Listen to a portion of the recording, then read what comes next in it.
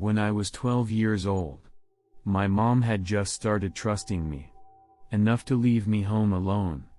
So, this had to be when I was 12. We live in a peaceful and ordinarily safe little town. Quiet streets, spacious yards, friendly neighbors, and a charming little village with a bunch of shops and restaurants. It really is not a place where you need to look over your shoulder at night if you're walking alone, or anything like that. It just feels safe, which is part of the reason my parents trusted me home alone at such a young age. I still live with my parents today in the same house. The night in question, it was a weekend. My parents were leaving me home alone for the night.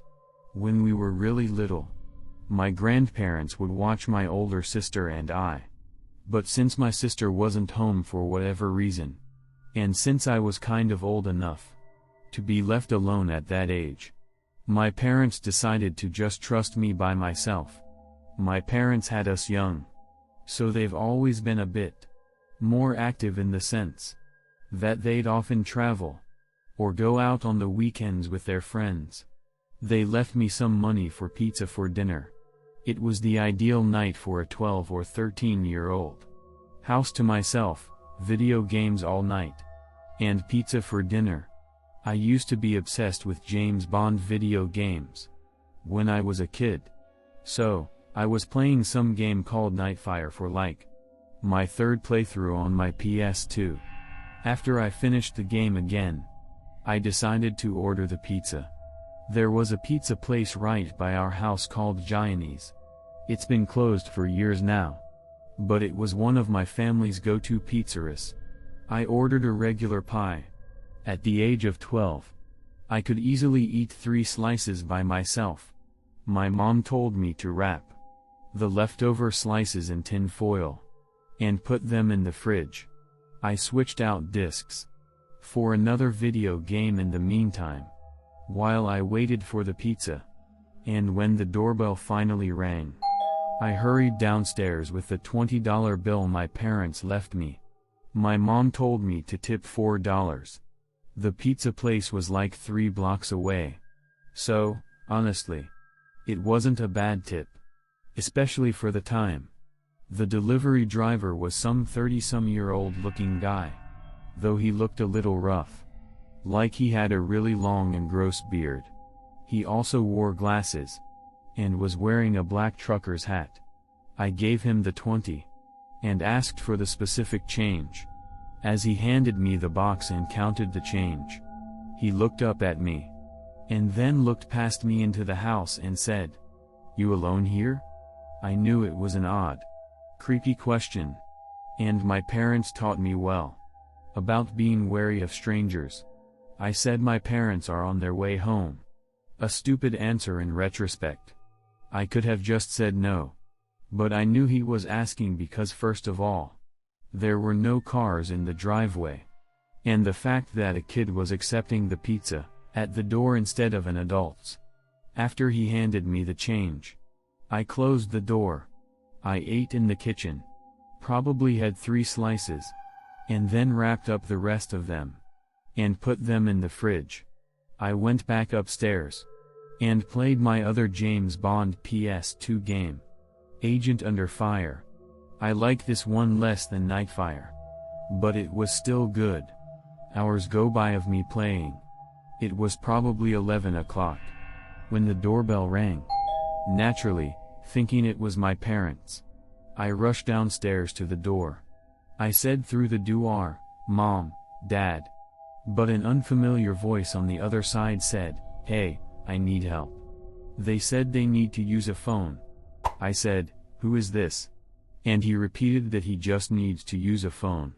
I didn't want to peek through the window, because quite honestly, I was scared. I decided to go upstairs and ignore it. I knew from common sense alone that opening that door would be a horrible, horrible idea.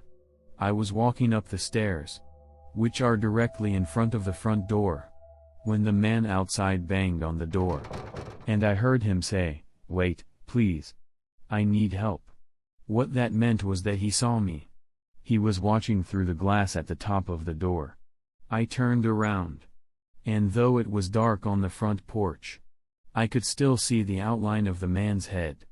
Though I couldn't see his eyes, it was obvious that he was staring back at me. I ran upstairs and ran to my parents' room. The only house phone that was upstairs was in my parents' room.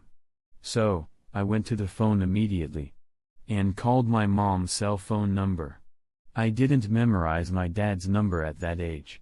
My mom picked up the phone, likely under the influence of a few glasses of wine. And then I told her that there's someone at the door asking to come in. This comment likely sobered her up instantly, as I remember her tone shifted dramatically, and she sounded much louder and more concerned. She asked me a few questions. Firstly, if I had answered the man, or at all made him aware that I was home. And I told the truth and said yes. I asked who it was.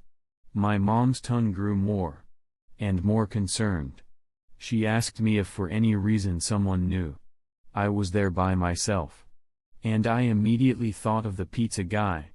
I told her that the pizza guy asked if I were here alone. And around this time the doorbell rang 2 more times. I told my mom in a panic, expressing that the guy would not leave. My mom told me to stay put in their room and keep the bedroom door locked. She said they were calling the police. My mom kept me on the line with her on her phone while they called the police using my dad's phone. They had to leave the restaurant. They were in to go outside to better be able to communicate. It was a summer night. The windows were all cracked open to let some air into the house. And through my parents' window, I heard the gate on one side of the house, leading to the backyard opening. It opened in a very discreet, gentle-sounding way. I told this to my mom, and she kept telling me to just stay quiet, stay in their room, and keep the lights off.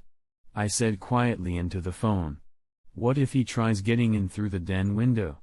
My mom would tell me to just stop talking and wait for the police. She would continue talking into the phone, feeding me updates from the police and their ETA, reminding me also to not talk. I was starting to calm down just a bit when I heard the unmistakable sound of footsteps downstairs. Footsteps of someone inside the house wandering around. I whispered this in a panic to my mom, and I heard her scream something, and to the other phone to the police. Probably something along the lines of, "The man is inside the house. Hurry up." My mom told me to hide under the bed and wait there. For my 12-year-old self, it was the most horrific, unreal moment of my life. The only thing keeping me feeling relatively protected was the tiny little lock on my parents' bedroom door. I heard footsteps coming up the stairs. The stairs are by my sister and I's bedroom down the hall. My parents' bedroom is further down. The footsteps faded for a few moments, I'm assuming, as the intruder went into our bedroom searching. My mom told me the police would force their way in, and to not move until they were inside. I heard the footsteps in the hallway coming down this way until they got to the bedroom door. And then they tried pressing down the doorknob only to find it locked. They tried a few times, as if that would somehow magically unlock the door. Then there was a light knocking on the door, but the person on the other side didn't speak a word. They tried the doorknob one more time, before I heard the footsteps walk back down the hallway, then down the stairs, and they faded away deeper into the house. I did my best not to burst out into tears the entire time. I didn't even whisper anything into the phone, because I was too scared to make the slightest sound. My mom finally told me the police were there, but to still stay put. I was expecting to hear them kick down the door, but instead I just rather suddenly heard multiple heavy footsteps, and a man shouting my name, identifying himself as a police officer. I heard them coming up the stairs, and my mom gave me permission to answer them and unlock the door. There were 2 officers upstairs when I opened the door, and then 2 more downstairs.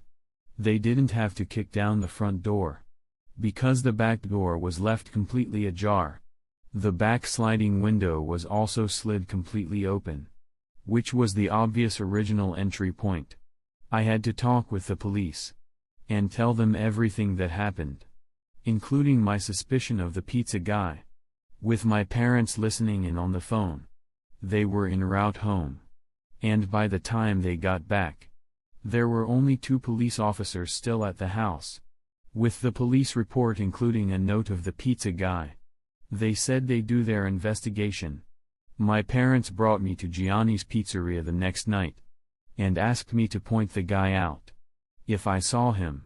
When I didn't see him, they asked the manager which employee matched the description of the delivery guy I described.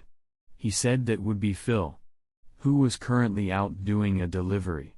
After explaining the whole scenario, he said there's no way that would be Phil, and asked us to leave the premises. Long story short, my parents made a big scene in the pizzeria, and they said they would never give them our business again. We went to the car and waited in the parking lot. We waited for almost an hour, and when he never showed up, we left. My parents thought it was because the manager called or texted the employee, which caused him not to show back up.